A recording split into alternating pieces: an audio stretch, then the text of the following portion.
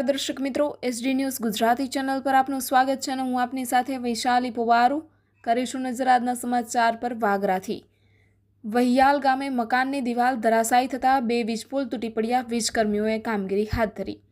વહિયાલ ગામે એક જર્જરિત મકાનની દિવાલ અચાનક ધરાશાયી થઈ ગઈ હતી, જે ઘર નજીકથી પસાર થતી વીજ લાઇન ઉપર પડતા 2 વીજપોલ પણ તૂટી પડ્યા હતા, જેના કારણે વીજ પુરવઠો ખોરવાઈ ગયો હતો. જોકે વાગરા વીજ કચેરીના વીજકર્મીઓએ સમારકામ કાર્ય હાથ ધર્યું હતું. બનાવને પગલે સદનસીબે કોઈ જાનહાનિ નોંધાઈ ન હતી.